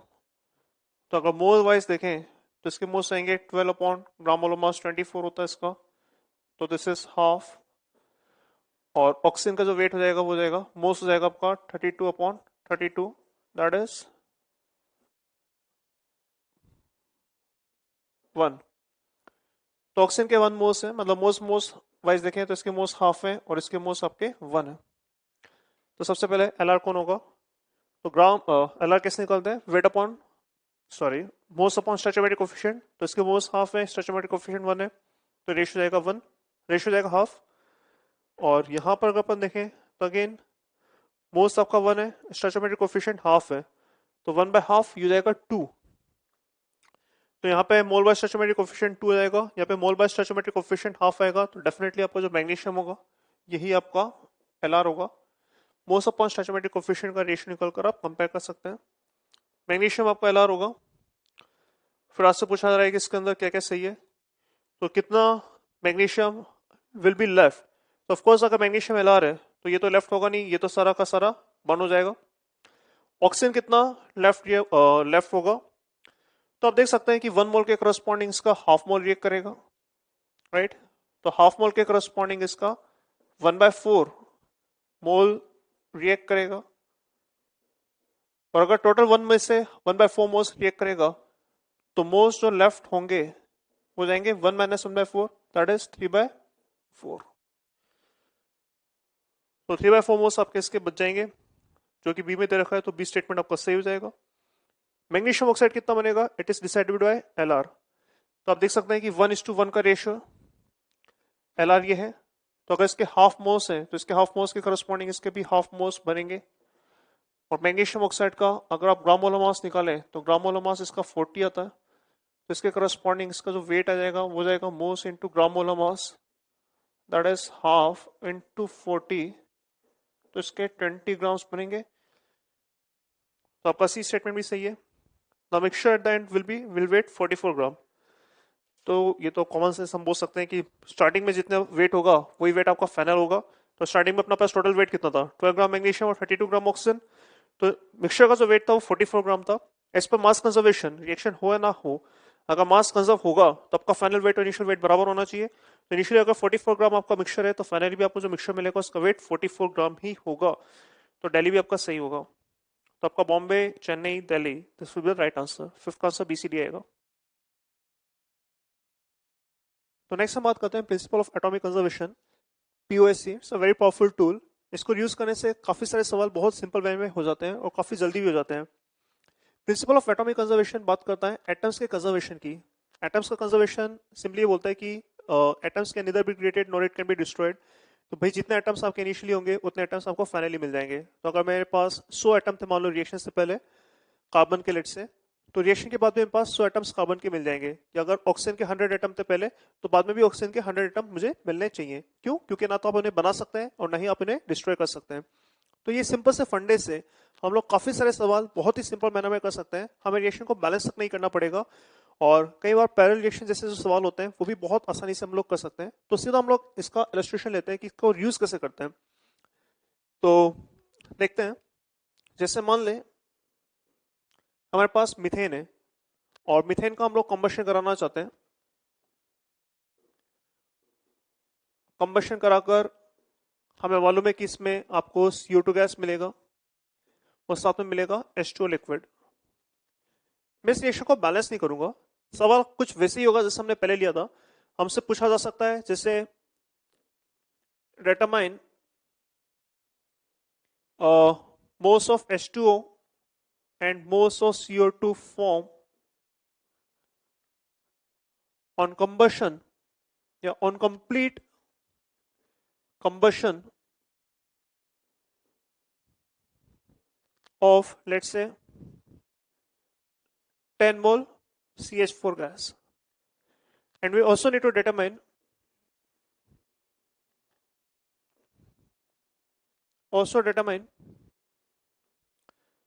moles of O2 consumed in the above process। इस प्रोसेस में कितने मोल्स O2 के कंज्यूम होंगे। तो भाई 10 मोल मीथेन से हम लोग स्टार्ट करेंगे, इसका कंबशन करेंगे। हमसे पूछा है कि कितना CO2 बनेगा, कितना पानी बनेगा और कितना O2 कंज्यूम होगा। आमतौर पे इस तरह के सवाल को हमने अभी तक कराए कैसे, सबसे पहले हम लोग रिएक्शन को बैलेंस करते हैं और फिर स्टोइचियोमेट्री लगाते थे। बट इस सवाल को हम लोग POC से करेंगे without balancing the chemical reaction. तो कैसे करते हैं देखो,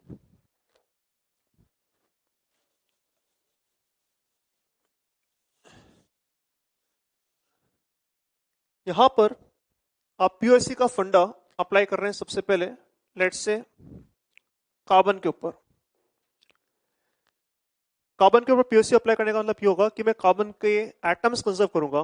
मतलब अगर यहाँ पे 100 एटम होंगे, मान लो अगर यहाँ पे 1 एटम है तो बाद में भी कार्बन का 1 एटम रहेगा। अगर कार्बन के n एटम्स हैं तो बाद में भी कार्बन के n एटम्स होंगे।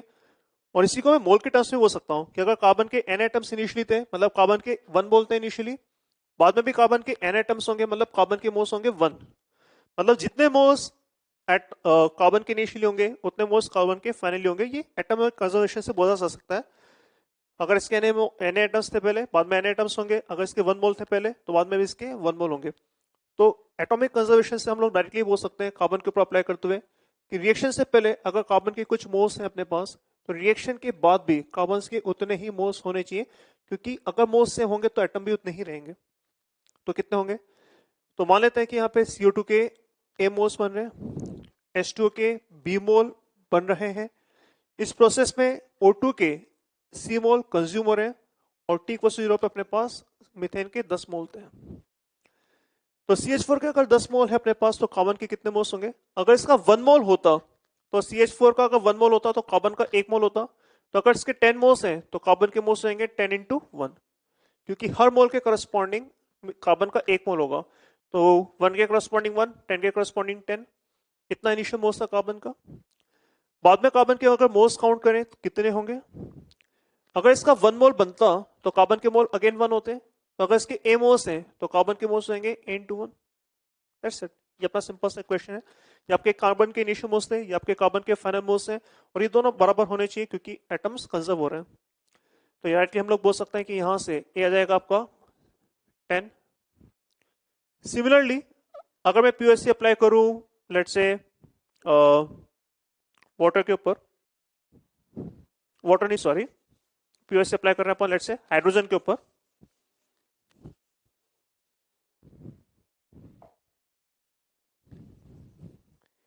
तो पीओएससी अप्लाई करते हैं अपन हाइड्रोजन के ऊपर। इसका मतलब हम बोल सकते हैं कि जितने मोल्स हाइड्रोजन के इनिशियली होंगे उतने मोल्स हाइड्रोजन के फाइनली भी होने चाहिए। अब हाइड्रोजन के मोल्स इनिशियली हैं कितने? अगर इसके 1 मोल होते हैं तो हाइड्रोजन के मोल्स होते हैं 4, तो अगर इसके 10 मोल्स हैं तो हाइड्रोजन के मोल्स होंगे 10 × 4।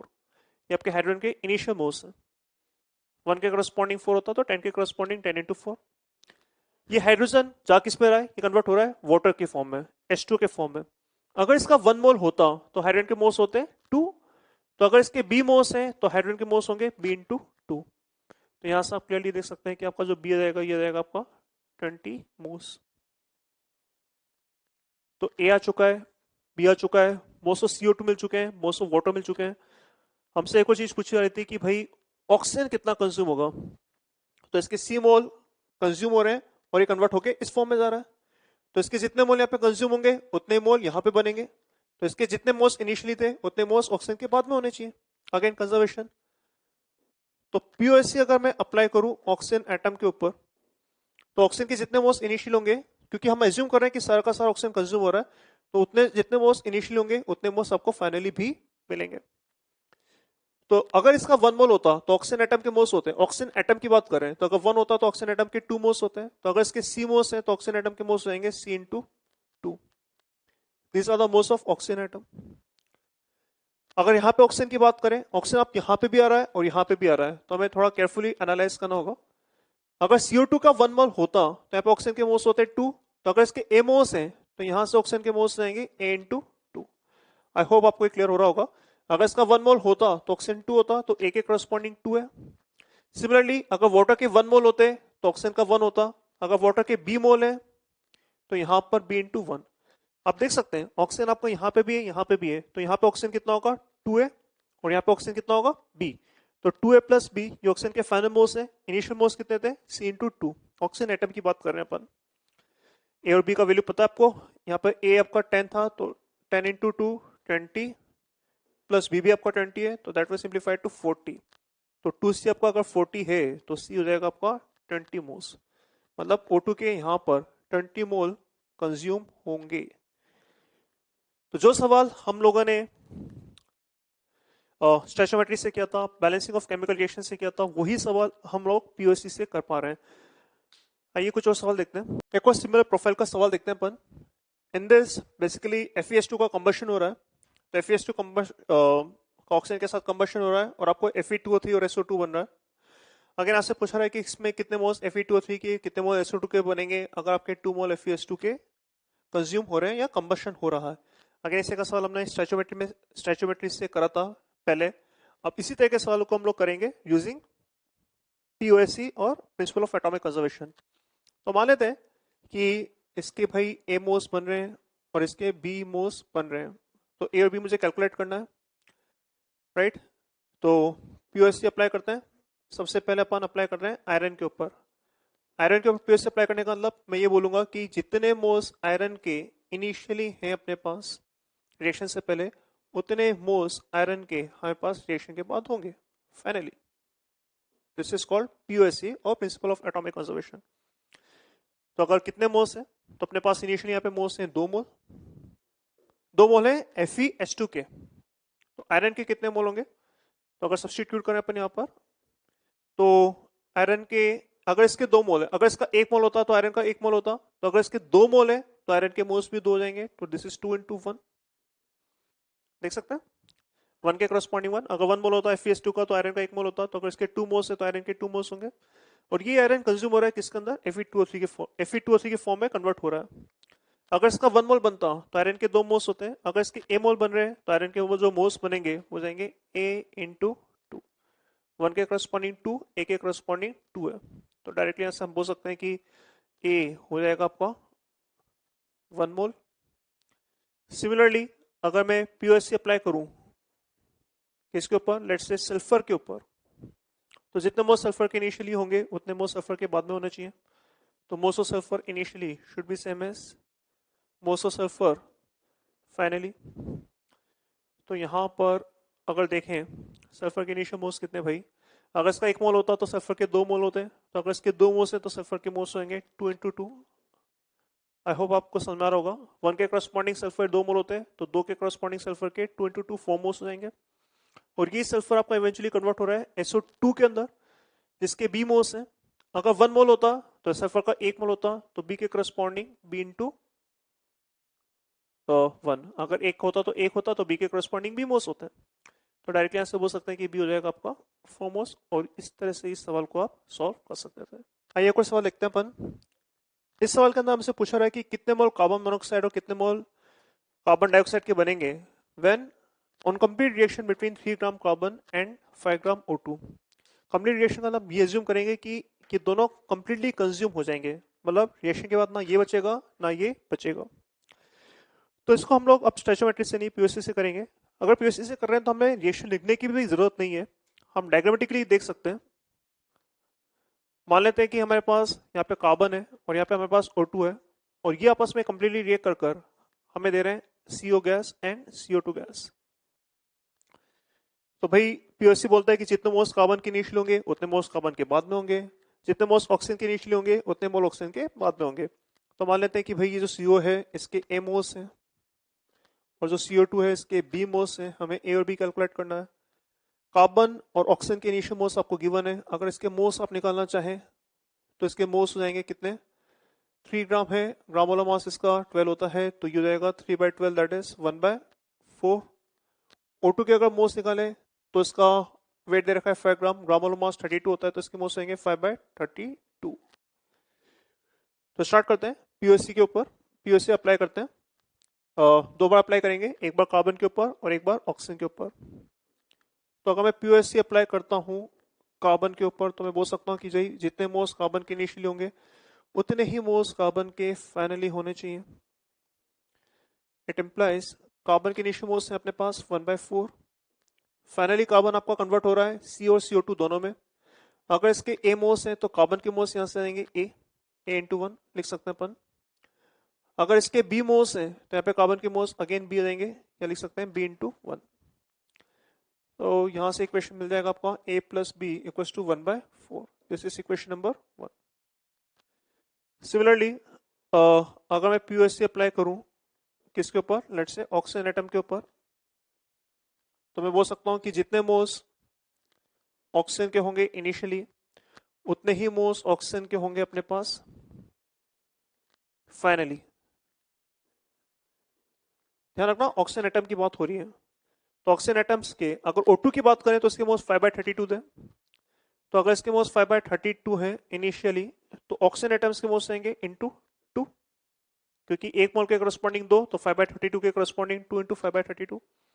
सिमिलरली अगर CO के A मोल्स हैं तो यहाँ पे ऑक्सीजन के मोल्स कितने होंगे, 1 के करस्पॉन्डिंग 1, तो A के करस्पॉन्डिंग A इंटू 1। अगर इसके A मोल्स है तो ऑक्सीजन के A मोल्स होंगे। अगर इसका 1 मोल होता तो ऑक्सीजन के 2 मोल्स होते हैं, तो B के करस्पॉन्डिंग मोल्स हो जाएंगे B इंटू 2। 1 के करस्पॉन्डिंग 2, तो B के करस्पॉन्डिंग B इंटू 2।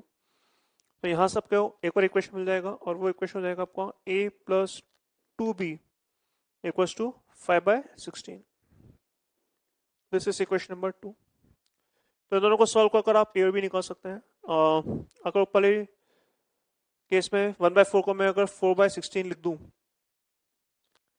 तो A plus B is 4/16, A plus 2B is 5/16। तो यहाँ से अपन डायरेक्टली बोल सकते हैं फ्रॉम 1 एंड 2, अगर सेकेंड में से फर्स्ट को सब्ट्रैक्ट करें तो डायरेक्टली बोल सकते हैं P आ जाएगा आपका 1/16, और इसमें अगर सब्स्टिट्यूट करें तो a आ जाएगा आपका 3/16. That will be the answer of this problem. आइए एक और सवाल करते हैं. In this problem we need to determine percentage purity of silver coin. हमारे पास एक सिल्वर कॉइन है जिसका हमें परसेंटेज प्योरिटी बताना है. परसेंटेज प्योरिटी का मतलब बेसिकली होगा कि हमें बताना है कि सिल्वर कॉइन के अंदर एक्चुअली में कितना सिल्वर होगा या परसेंटेज ऑफ सिल्वर कितना होगा. If 50 gram of coin, information given है, if 50 gram of coin on treatment with concentrated nitric acid and then heating liberates 23.2 gram residue. तो आपके पास एक 50 ग्राम कॉइन है जिसको आप पहले नाइट्रिक एसिड के साथ ट्रीट कर रहे हैं और फिर इसको हीट कर रहे हैं तो आपको 23.2 ग्राम रेसिड्यू मिलेगा. और हमें बताना है कि इस इंफॉर्मेशन को यूज कर जो सिल्वर कॉइन है उसमें सिल्वर का परसेंटेज कितना होगा, उसकी परसेंटेज प्योरिटी कितनी होगी. तो कैसे अप्रोच करेंगे सवाल को, ट्राई करके देखते हैं. सबसे पहले इसको हम लोग डायग्रामेटिकली रिप्रेजेंट करते हैं. तो ऐसा समझो कि आपके पास एक सिल्वर कॉइन है. ये सिल्वर कॉइन है, इसका वेट दे रखा है आपको 50 ग्राम. इसके अंदर कुछ इम्प्योरिटीज भी होगी, है ना. अगर मान लो इसमें 30 ग्राम सिल्वर होता तो उसका परसेंटेज 60% होता और 20 ग्राम आपकी इम्प्योरिटीज होती. कितना सिल्वर है वो हमें कैलकुलेट करना है, पर इसके अंदर डेफिनेटली कुछ इम्प्योरिटीज भी होंगी. तो कॉइन का वेट आपको दे रखा है 50 ग्राम. इसको आप ट्रीट कर रहे हैं सबसे पहले कंसंट्रेटेड नाइट्रिक एसिड के साथ.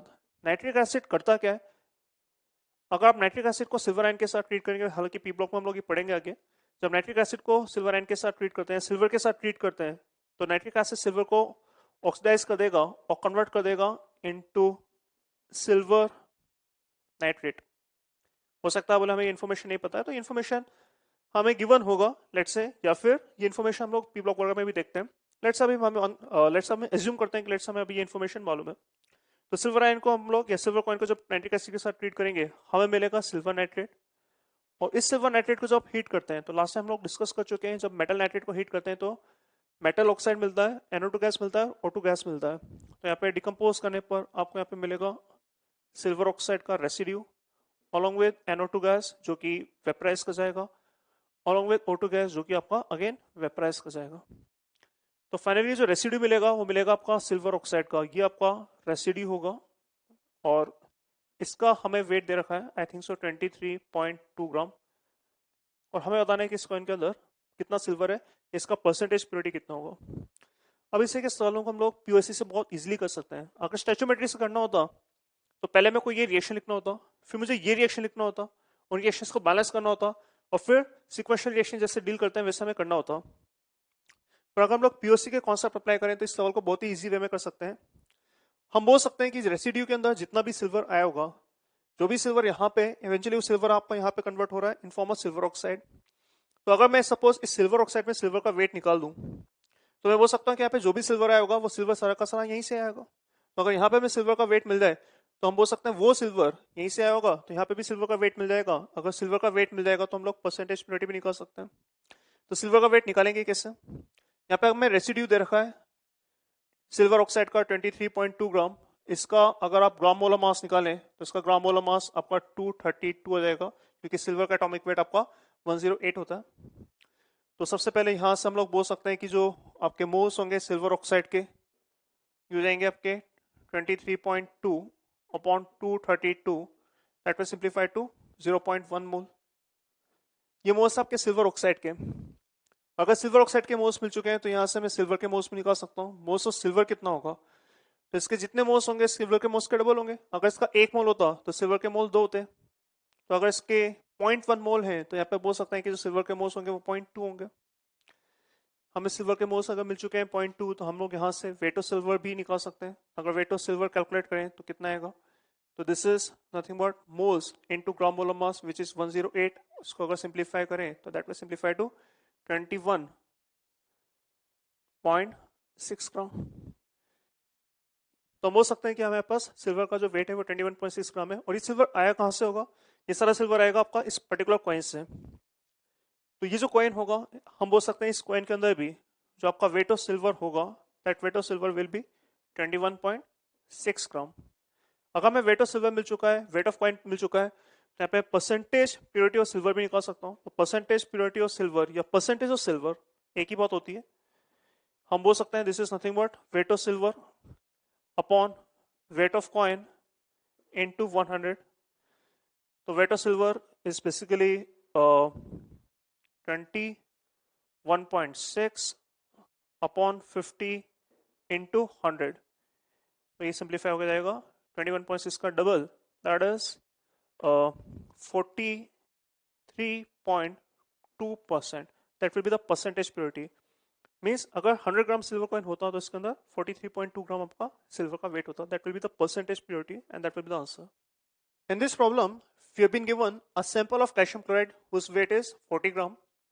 This sample is first treated with sodium carbonate so that all calcium gets precipitated in the form of calcium carbonate, which is further heated to obtain a residue of calcium oxide. आपको इस सवाल में दे रखा है कि जो final residue मिल रहा है कैल्शियम ऑक्साइड का, इसका वेट दे रखा है आपको 5.6 ग्राम, और ये इन्फॉर्मेशन देकर आपसे पूछा रहा है कि ये जो आपका कैल्शियम क्लोराइड का सैंपल है इसका परसेंटेज प्योरिटी कितना होगा। तो इसको मैं डायग्रामेटिकली रिप्रेजेंट कर चुका हूँ। इसका सैंपल था, पहले इसके साथ ट्रीट कर रहे थे, कैल्शियम कार्बोनेट बनेगा, उसको हीट कर कर आपको इवेंचुअली कैल्शियम ऑक्साइड मिल रहा है जिसका रेसिड्यू गिवन है आपको 5.6 ग्राम, और आपको बताना है कि इसमें इसका परसेंटेज प्योरिटी कैसे होगा। तो अगेन इसको हम लोग स्टोइचियोमेट्री से कर सकते हैं। आप पहले ये बैलेंस रिएक्शन लिख सकते हैं, फिर इस बैलेंस रिएक्शन की बात कर सकते हैं, या फिर हम लोग डायरेक्टली पीओसी भी अप्लाई कर सकते हैं। हम बोल सकते हैं कि जितना कैल्शियम यहाँ पे होगा वो सारा का सारा कैल्शियम यहाँ पे कन्वर्ट होगा, और फिर वही कैल्शियम आपका इवेंचुअली कैल्शियम ऑक्साइड में कन्वर्ट होगा। तो हम लोग कैल्शियम को कंजर्व कर सकते हैं और पीओसी अप्लाई कर कर इस सवाल को बहुत इजी वे में कर सकते हैं। कैसे देखते हैं, ट्राई करते हैं। तो आपको गिवन है कैल्शियम ऑक्साइड का वेट 5.6 ग्राम।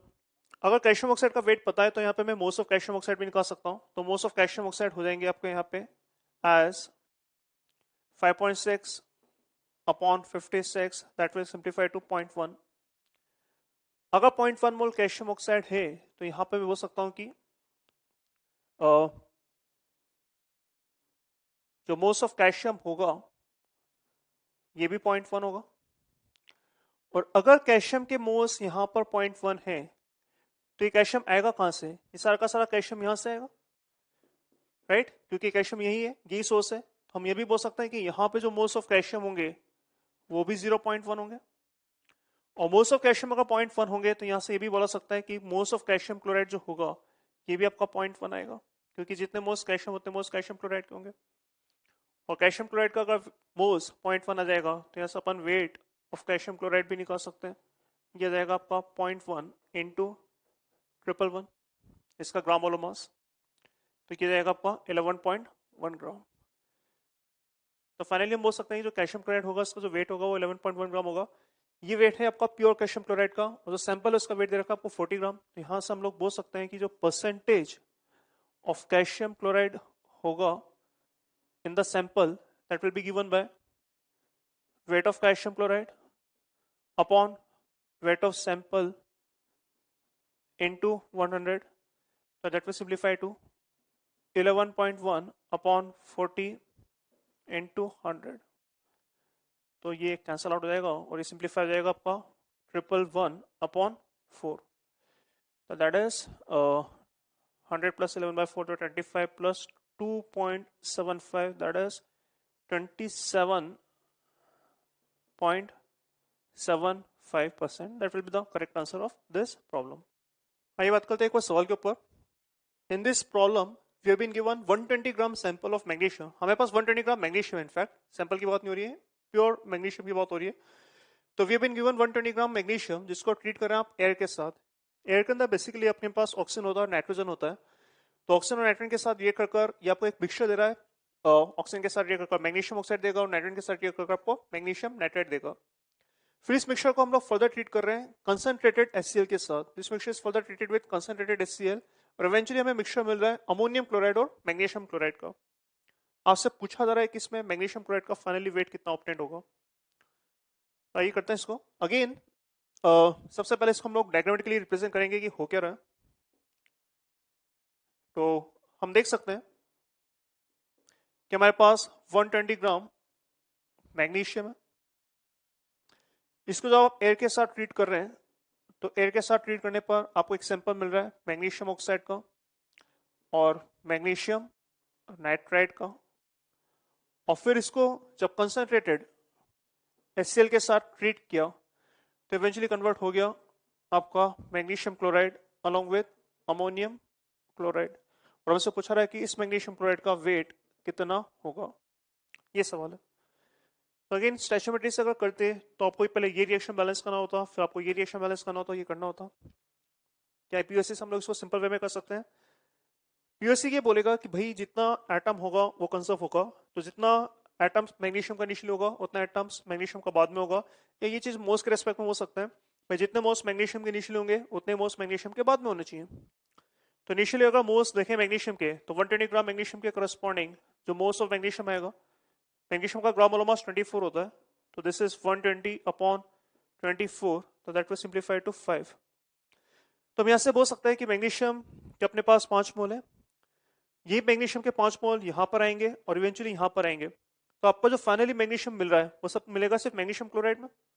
तो ये जो मैग्नीशियम क्लोराइड होगा इसमें भी बोल सकते हैं कि जो मोल्स ऑफ मैग्नीशियम होंगे ये आपके 5 होंगे, और अगर इस सैंपल में मैग्नीशियम के 5 मोल होंगे तो ये भी बोला जा सकता है कि अगर इसके 5 मोल है, मैग्नीशियम के 5 मोल है, तो मोल्स ऑफ मैग्नीशियम क्लोराइड जो होगा वो भी 5 होगा, क्योंकि इसके जितने मोल्स होते हैं उतने मोल्स मैग्नीशियम होता है। अगर इसके x मोल होते हैं तो मैग्नीशियम के x मोल होते हैं, या इसका अगर 5 मोल है तो मैग्नीशियम के 5 मोल होंगे, एंड वाइस वर्सा कि अगर मैग्नीशियम के 5 मोल है तो इसके जो मोल्स होंगे वो भी 5 होंगे। तो मैग्नीशियम क्लोराइड का मोल्स आ चुका है आपको 5। मैग्नीशियम क्लोराइड का ग्राम मोल मास अगर निकाला जाए तो ये हो जाएगा आपका 71 प्लस 24 दैट इज 95। तो यहाँ पर अगर वेट पूछा जाए मैग्नीशियम क्लोराइड का तो that will come out to be 5 into 95, that will simplify to 475 gram. that will be the answer of this problem। तो स्टूडेंट्स बात करते हैं अपन कुछ मिसलेनियस सवालों की। यहाँ पे मैं कोई कॉन्सेप्ट इंट्रोड्यूस नहीं कर रहा हूँ, यहाँ पे मैं अपन कुछ सवाल देखेंगे, है ना। जैसे यहाँ पे मैंने हेडिंग डाला है मिक्सचर एनालिसिस। तो मिक्सचर एनालिसिस में होगा क्या, आपके पास एक मिक्सचर होगा और आपको इसको एनालिसिस करना होगा, मतलब एनालिसिस आपको बताना होगा कि इस मिक्सचर के अंदर कितने कंपोनेंट्स हैं और उन कंपोनेंट्स का कितना परसेंटेज होगा। आइए सीधा एग्जांपल देखते हैं, उससे हमें थोड़ा एक आइडिया होगा। जैसे मान लीजिए हमारे पास एक सैंपल है, इस सैंपल में हमारे पास कैल्शियम कार्बोनेट है और इस सैंपल में हमारे पास लेट्स से मैग्नीशियम कार्बोनेट है, राइट। तो हमारे पास एक मिक्सचर है जिसमें अपने पास कैल्शियम कार्बोनेट भी है, जिसमें हमारे पास मैग्नीशियम कार्बोनेट भी है, और लेट्स से आपको दे रखा है कि the weight of mixture is let's say 184 ग्राम। तो आपको यहाँ पे दे रखा है कि जो मिक्सचर है इसका वेट 184 ग्राम है, और हमसे पूछा क्या जाएगा, हमसे पूछा जाएगा determine percentage of calcium carbonate by moles. हमें बताना है कि in terms of moles calcium carbonate का कितना परसेंटेज है, राइट। तो इन्फॉर्मेशन क्या क्या गिवन है, एक तो ये इन्फॉर्मेशन गिवन है कि हमारे पास जो वेट ऑफ मिक्सचर है वो 184 ग्राम है, और एक और इन्फॉर्मेशन में गिवन है कि जब इसको आप हीट करते हैं तो हीट करने पर आपको जो रेसिड्यू मिलेगा उस रेसिड्यू का वेट आपको दे रखा है 92 ग्राम। That's it. तो ये इन्फॉर्मेशन हमें गिवन है। अगेन सवाल को रिपीट कर देता हूँ, मैं वर्ड्स में नहीं लिख रहा हूँ, आप चाहे तो इसको वर्डिंग में भी लिख सकते हैं। हमारे पास मिक्सचर है कैल्शियम कार्बोनेट का, मैग्नीशियम कार्बोनेट का, जिसका वेट दे रखा है आपको 184 ग्राम, और इसको हीट करने पर कुछ गैसेस लिबरेट हो जाएंगी, हमें रेसिड्यू मिलेगा। उस रेसिड्यू का वेट आपको दे रखा है 96 ग्राम, 96 ग्राम सॉरी, इसको 96 ग्राम कर दीजिए, राइट। तो हमें बेसिकली बताना है कि इसके अंदर कितना परसेंट कैल्शियम कार्बोनेट होगा बाय मोल्स। तो हमारे पास मिक्सचर है, इसको एनालाइज करना है, आइए देखते हैं कैसे करते हैं। तो इसमें कोई खास एक्स्ट्रा कॉन्सेप्ट नहीं है, जो कॉन्सेप्ट हमने अभी तक सीखे उसी को यूज करना होगा। हमें बताना है कि मोल वाइज कितना परसेंटेज होगा, तो कैसे कर सकते हैं। मान लेते हैं कि हमारे पास इसके ए मोल्स हैं कैल्शियम कार्बोनेट के, जो मैग्नीशियम कार्बोनेट है मान लेते हैं कि इसके हमारे पास बी मोल्स है, राइट।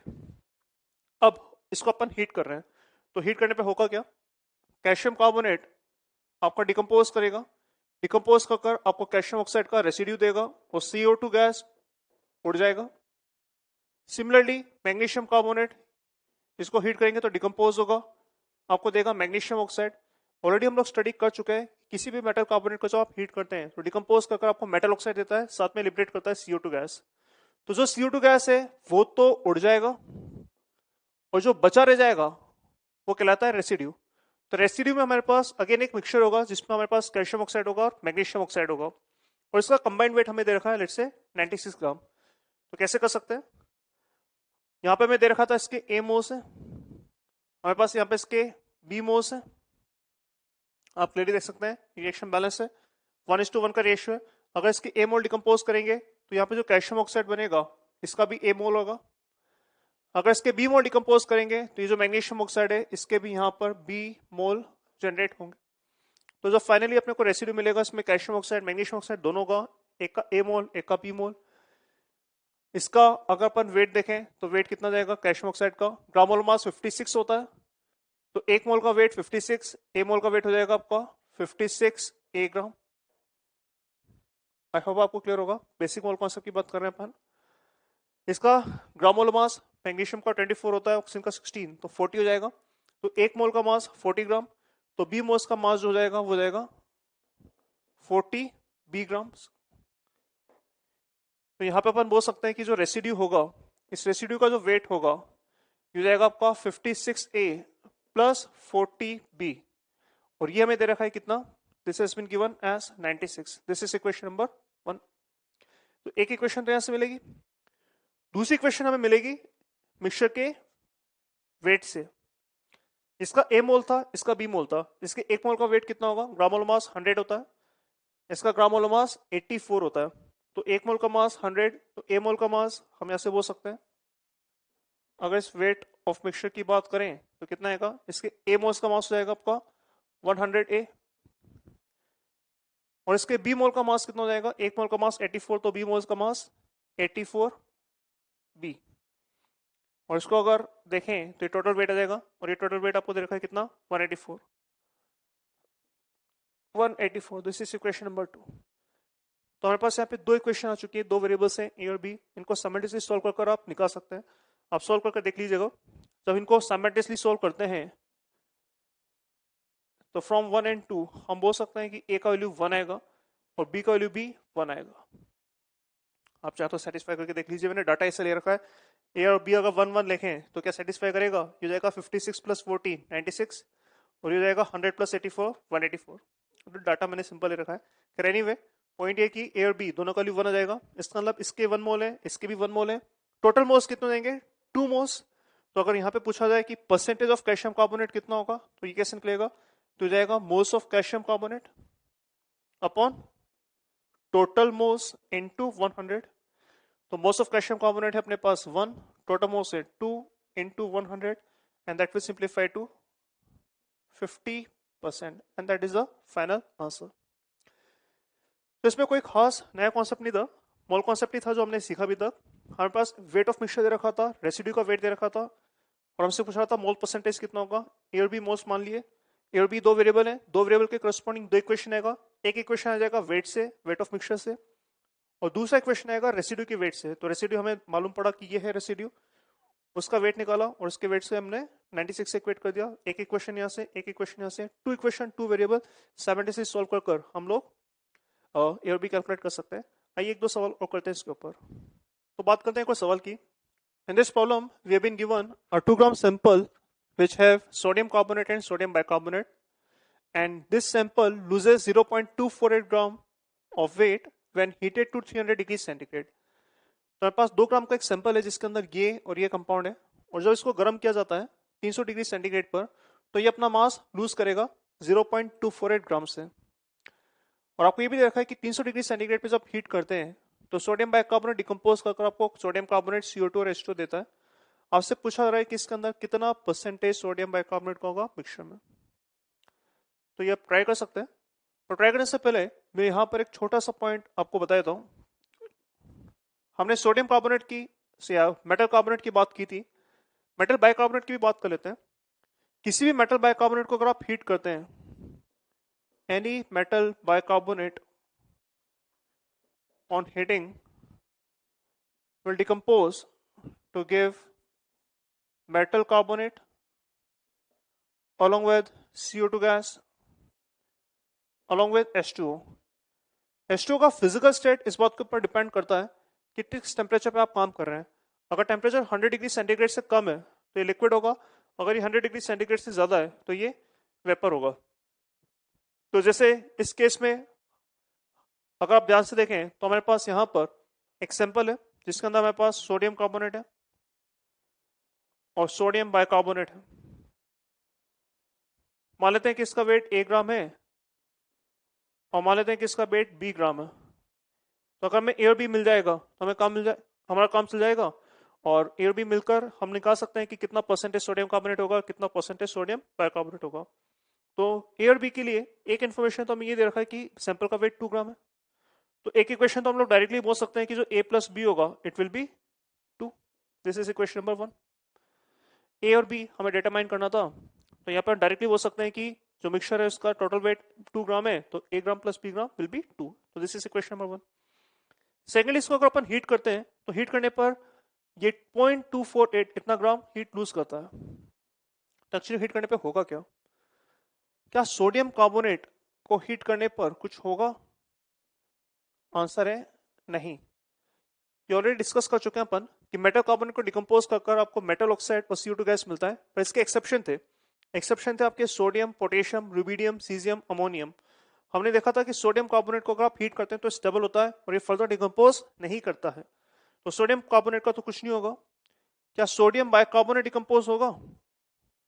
हाँ, सोडियम बाइकार्बोनेट डिकम्पोज होगा। अगर बैलेंस रिएक्शन देखेंगे तो आप पाएंगे कि ये डिकम्पोज कर आपको देगा सोडियम कार्बोनेट। ध्यान रखना हम लोग डिकम्पोज कर रहे हैं 300 डिग्री सेंटीग्रेड पर, तो डिकम्पोज कर हमें सोडियम कार्बोनेट का रेसिड्यू देगा along with CO2 gas along with H2O vapours. यहां पर हमें पास H2O वेपर्स भी मिलेंगे। क्यों? क्योंकि टेम्परेचर 100 डिग्री सेंटीग्रेड से ज्यादा है, तो आपका जो पानी होगा वो भी वेपराइज कर जाएगा। तो आपको एक बोला जा रहा है कि आपका जो वेट लॉस हुआ है वो 0.248 ग्राम हुआ है। ये वेट लॉस किसकी वजह से हो सकता है? वेट लॉस होगा उन गैसेस की वजह से जो कि आपकी वेपराइज कर जाएंगी। तो इसको हीट करने पे तो कुछ होगा नहीं, इसको हीट करने पे कुछ गैसेस लिबरेट हो जाएंगी और इसके से आपका वेट लॉस होगा। कितना वेट लॉस होगा देखते हैं जरा। तो अगर इसका वेट बी ग्राम है तो सोडियम बाइकार्बोनेट इसके मोल्स रहेंगे B by gram molar mass. अगर आप इसका निकालेंगे तो 84 आएगा, तो इसके मोल से बी बाय 84। इसके 2 मोल से आपको 1 मोल मिलता है, तो बी बाय 84 से आपको मिलेगा बी बाय उसका आधा, इसका आधा हो जाएगा 168, मतलब बी बाय 168 मोल्स। सिमिलरली पानी के भी जो मोल्स होंगे वो भी आपके बी बाय 168 मोल्स होंगे। इतने मोल्स हैं। अगर इनका मोल्स आ चुका है तो इनका वेट आ जाएगा। तो हम बोल सकते हैं यहां पर कि जो वेट लॉस होगा वो वेट लॉस होगा due to water and carbon dioxide gases. तो इनका जो कंबाइंड वेट लॉस होगा कितना होगा? तो वाटर की वजह से होगा P by 168 into 18, gram molar mass 18 होता है। CO2 का B by 168 into gram molar mass 44, और ये ओवरऑल वेट लॉस आपको दे रखा है कितना? This overall weight loss has been given as 0.248। तो ये आपको दे रखा है 0.248। तो यहां से आपके पास एक और इक्वेशन बन जाएगा कि 18B plus 44B, this is 0.248 into 168। तो डायरेक्टली ऐसे में बोल सकता हूं कि जो B आ जाएगा that will come out to be 0.248 into 168 upon 44 plus 18, that will come out to be 62। तो 62 हो जाएगा। इसको अगर थोड़ा और सिंप्लीफाई करें तो अगर 248 होता तो ये 4 से डिवाइड हो जाता बेसिकली, तो जाएगा आपका 4/1000 इंटू 168। तो this will simplify to 168 into 4, कितना आएगा ये? 600 प्लस 72, आई थिंक सो ये जाएगा आपका 672/1000। तो this is 0.672 grams. This is the value of B. तो आपको B का वैल्यू मिल चुका है। आपसे इसी का परसेंटेज पूछा रहा था, तो परसेंटेज और सोडियम बाइकार्बोनेट अगर स्पेसिफाई नहीं कर रखा है तो ये परसेंटेज होगा परसेंटेज बाय मास। तो कितना आएगा? ये हो जाएगा आपका इसका weight which is B upon sample का वेट विच इज 2 इंटू 100। तो अगर इसको सिंप्लीफाई करें तो जाएगा आपका 0.672 अपॉन 2 इंटू 100। तो that will simplify to 67.2 upon 2, and that will simplify to 33.6%. I hope ये कैलकुलेशन सही है। एक बार वेरीफाई कर लीजिएगा, चेक कर लीजिएगा, कॉन्सेप्ट यही है, इसी तरीके से हम लोग इसको सॉल्व कर सकते हैं। नेक्स्ट प्रॉब्लम की बात करते हैं। In this basically we have been given a sample of calcium chloride and NaCl, जिसमें आपको दे रखे हैं कि टोटल मोल्स आपके 2 हैं। अगर इसको मैं डायग्राम के फॉर्म में डायरेक्टली लिख रहा हूँ, सवाल को ध्यान से समझना। तो कैल्शियम क्लोराइड और NaCl का अपने पास एक मिक्सचर है जिसमें टोटल मोल आपको दे रखे हैं डायरेक्टली 2, और इसको आप जब एक्सेस सिल्वर नाइट्रेट के साथ ट्रीट कर रहे हैं तो आपको यहाँ पर सिल्वर क्लोराइड का पीपीटी मिल रहा है जिसका वेट आपको दे रखा है 430.5 ग्राम। ये इन्फॉर्मेशन आपको गिवन है और हमें बताना है कि इसमें कितना NaCl का परसेंटेज होगा इन टर्म्स ऑफ मोल। स्टार्ट करते हैं। तो यहां पर सबसे पहला अगर मैं मान लूं कि इसके A मोल्स है और इसके अगर B मोल्स है, राइट, तो एक इक्वेशन तो यहां से जाएगी कि इन दोनों के मोल्स का सम होगा वो 2 होना चाहिए, क्योंकि टोटल मोल्स आपको दे रखे हैं 2। तो एक इक्वेशन हम लोग डायरेक्टली बोल सकते हैं कि A plus B will be 2, right. इसके मोल्स है, इसके B मोल्स है और टोटल मोल आपको दे रखे थे 2, तो A प्लस B आपका हो जाएगा 2। तो एक इन्फॉर्मेशन तो यहां से जाएगा। सेकेंडली सिल्वर क्लोराइड का आपको वेट दे रखा है 435.5। इसका अगर ग्राम मोलर मास निकालें तो इसका ग्राम मोलर मास 143.5 होता है, इतना ग्राम। तो इसके करस्पॉन्डिंग अगर मैं मोल्स और सिल्वर क्लोराइड देखूं तो मोल्स ऑफ सिल्वर क्लोराइड हो जाएंगे आपके 430.5 upon 143.5 and that will simplify to 3 moles. अगर सिल्वर क्लोराइड के 3 मोल्स हैं तो यहां से मैं ये भी बोल सकता हूं कि जो आपके मोल्स और Cl- होंगे, जितने HCl के मोल्स होंगे उतने मोल्स Cl- के होंगे, तो ये भी हो जाएंगे 3 मोल। और ये जो Cl- है, क्लोराइड है, ये आपको मिलेगा कहां से? ये मिलेगा यहां से आपको क्लोराइड मिलेगा। अगर आपके A मोल्स है कैल्शियम क्लोराइड के, तो यहां से मोल्स ऑफ Cl- कितना मिलेगा सोच सकते हैं? इसके 1 मोल से Cl- के 2 मोल मिलेंगे, तो अगर इसके A मोल्स है तो Cl- के मोल्स रहेंगे आपके 2 है। आई होप आपको समझ आ रहा होगा। 1 मोल से आपके यहाँ पे 2 मोल मिलेंगे, तो अगर इसके A मोल्स हैं तो मोल्स ऑफ Cl- 2 हो जाएंगे। और अगर इसके B मोल्स हैं तो यहां से मैं बोल सकता हूं कि जो मोल्स ऑफ Cl- हो जाएंगे 1 के करस्पॉन्डिंग 1, तो B के करस्पॉन्डिंग B। तो यहां से हम बोल सकते हैं कि जो टोटल मोल्स होंगे Cl- के वो कितने होंगे? यहां से 2A और यहां से B, तो it will be 2A plus B। तो Cl- के टोटल मोल्स हैं वो 2A प्लस B है, और वही Cl- आपका AgCl की फॉर्म में कन्वर्ट हो रहा है। तो यहां से हमने देखा कि जो Cl- के मोल्स हैं वो कितने थे? 3। तो ये जो Cl- के 3 मोल हैं ये आपको यहां से मिलेंगे, तो 2A प्लस B ये हो जाएगा आपका 3। This is equation number 2। तो दो सिंपल सी इक्वेशन है। फर्स्ट इक्वेशन को आप सेकंड में से सब्ट्रैक्ट कर देंगे तो फ्रॉम 1 एंड 2 आप डायरेक्टली बोल सकते हैं कि A का वैल्यू आ जाएगा 1 और B का वैल्यू भी आ जाएगा 1, मतलब दोनों के एक एक मोल्स हैं। और अगर ऐसा है तो परसेंटेज ऑफ किसका निकालना था? NaCl by moles will be given by moles of NaCl upon moles या इनफैक्ट टोटल मोल्स into 100। तो मोल्स ऑफ NaCl आपका 1, टोटल मोल्स आपका 2 into 100 and that will simplify to 50%. That will be the right answer of this problem. तो students lecture 5 का आपका जो homework है, home assignment है, वो ये होगा सेक्शन 1 के अंदर, सॉरी एक्सरसाइज 1 में, पार्ट 1 में आपको सेक्शन ई करना है। पार्ट 2 में सेक्शन ई के कुछ सवाल अपन ऑलरेडी डिस्कस कर चुके हैं, जो आपके रिमेनिंग सवाल हैं वो आपको करने हैं। एक्सरसाइज 2 पार्ट 1 में 6 से 8, पार्ट 2 में 4, 5, 8 एंड पार्ट 3 में 6, 7, 8, 9 ये सवाल हमें करने हैं। इनको हम लोग डिस्कस करेंगे नेक्स्ट टर्न पर और आगे बढ़ेंगे।